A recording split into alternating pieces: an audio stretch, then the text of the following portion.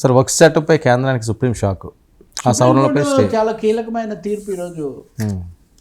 తీర్పు అంటే మధ్యంతర తీర్పే అని చెప్పాలి. పూర్తి విచారణ ఇంకా చేస్తామని వక్ఫ్ చట్టాన్ని సవరిస్తూ మోదీ ప్రభుత్వం తెచ్చిన తర్వాత దాని మీద తీవ్ర నిరసనలు వచ్చాయి. మనం చాలాసార్లు మాట్లాడాం.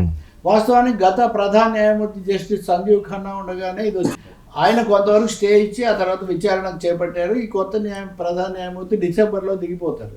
ఈయన ముందు కొన్ని కేసులు ఉన్నాయి, అందులో ఇది ఒకటి. దీని మీద ఈరోజు కీలకమైన డైరెక్షన్స్ ఇచ్చారు. ఇందులో ముఖ్యమైనది ఏంటంటే ముస్లిమేతరులకు ఇందులో అవకాశం కల్పించడము. మూడవదేమో అసలు ఆస్తులు వక్ఫ్ ఆస్తులుగా ఉన్నవి వక్ఫ్ ఆస్తులు కాదని ప్రకటించే అవకాశం ఉందా లేదా, ప్రకటించే అవకాశం ఈ కొత్త చట్టంలో తెచ్చారు. అంటే కలెక్టర్ ఇన్ఛార్జిగా ఉంటారు. కలెక్టర్ కనుక ఇది వక్ఫ్ ఆస్తి కాదు అనే వివాదంలో ఉన్న వక్ఫ్ ఆస్తి మీద ఉంటే ఇది వక్ఫ్ ఆస్తి కాదు అని ప్రకటించే అధికారం కలెక్టర్కి ఇచ్చారు.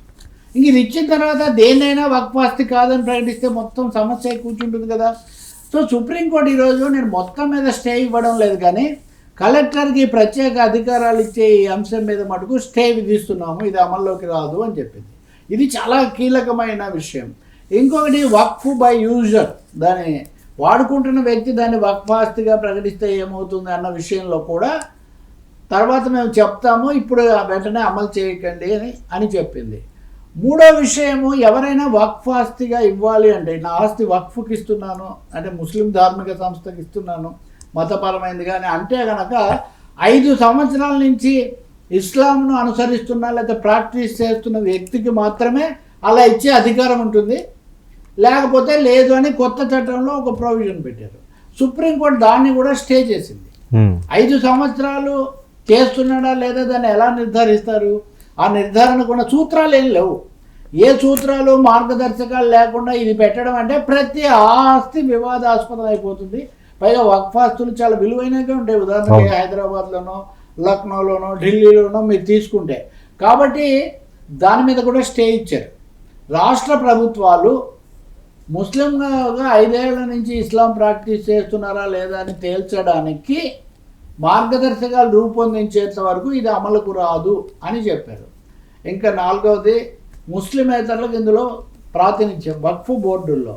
ఈ విషయంలో చాలా విమర్శలు వచ్చాయి. ఉదాహరణకు హిందూ ధార్మిక సంస్థల్లో ముస్లింలకు ఇస్తారా, ఒక చర్చిలో ఇస్తారా? ఇవ్వరు కదా. మరి ఈ వక్ఫ్ బోర్డుల్లో మటుకు ఎందుకు ఇస్తున్నారు అనే ప్రశ్న వచ్చినప్పుడు సుప్రీంకోర్టు ఈరోజు చెప్పిన మేరకు చీఫ్ జస్టిస్ గవాయ్ ఇచ్చిన ఆదేశాల్లో కేంద్రం నియమించే వక్ఫ్ బోర్డుల్లో 4 మించి నాన్ ముస్లిమ్స్ ఉండకూడదు. ఈ 4 నాన్ ముస్లిమ్స్ అంటే అధికారులు అనధికారులు ఎవరైనా సరే మొత్తం 11 మంది ఉంటారు. అలాగే రాష్ట్రాల్లోకి వచ్చేసరికి 12 మంది, రాష్ట్రాలకు వచ్చేసరికి 3 ఉండొచ్చు. అంటే కేంద్రంలో 4, రాష్ట్రంలో 3 మాత్రమే ముస్లిమేతరులు ఉండాలి తప్ప ఎవరైనా ఉండొచ్చు అంటే అందరూ వాళ్ళే నిండిపోవచ్చు కదా. కాబట్టి అసలు అది మతపరమైన మైనారిటీలకు ఇచ్చేది ఇబ్బందిలో పడుతుంది కదా అనే అంశాన్ని కూడా సుప్రీంకోర్టు ఆపేసింది ఇప్పుడు చేసినటువంటి దాన్ని.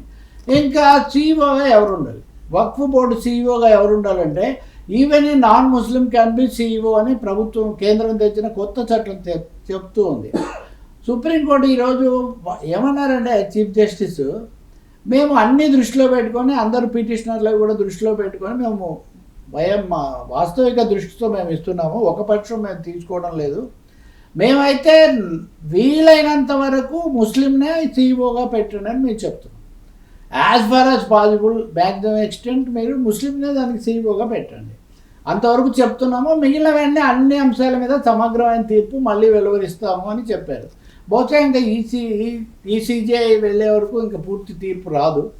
అయితే దీని మీద ఈ వక్ఫ్ అమెండ్మెంట్ యాక్ట్ మీద వేసిన ప్రధానమైన petitioner All India Muslim personal law board, దాని తరఫున చేసినటువంటి సయ్యద్ ఖుషీమ్ రసూద్ ఇలియాస్ అని ఆయన చెప్తూ సుప్రీంకోర్టు చెప్పినవి బై అండ్ లార్జ్ బాగానే ఉన్నాయి. To a large extent we are happy with the directions given by supreme court అన్నారు. మేము ఏ అంశాలు అయితే ప్రధానంగా ఉన్న ఆస్తులకు భంగం కలిగించకూడదు, కీలకమైనది సుప్రీంకోర్టు చెప్పింది ఏంటంటే కలెక్టర్లే వివాద భూమి మీద నిర్ణయం ఎలా తీసుకుంటారు. ఇది ఇప్పుడు డివిజన్ ఆఫ్ ఉంది కదా, ఎగ్జిక్యూటివ్ జ్యుడిషియరీ అని ట్రిబ్యునల్ చెప్పాల్సింది కలెక్టర్ ఎలా చెప్తారు? కలెక్టర్ చెప్పిన తర్వాత ఏమైపోతుందని. కాబట్టి సుప్రీంకోర్టు ఈరోజు చెప్పినవి చాలా వరకు వాళ్ళకే పిటిషనర్కే సంతృప్తికరంగా ఉన్నాయన్న తర్వాత తుది తీర్పు మరి రాబోయే ప్రధాన న్యాయమూర్తి సూర్యకాంత్ ఆయన మరి ఏం చెప్తారో మనకు తెలియదు, కానీ ఇంతకంటే భిన్నంగా చెప్పే అవకాశం మాత్రం ఉండదు. వక్ఫ్ చట్టం మీద దీని ఆధారంగా చాలా వివాదం తీసుకొని వచ్చి ఆ భూమి మాదే ఈ భూమి మాదే అని చాలా గొడవ చేయాలని ప్రయత్నించిన శక్తులు కూడా ఉన్నాయి. దాన్ని ఆపడం, ఈ మాత్రం చెప్పడం మటుకు మనం సంతోషించాల్సిన విషయం.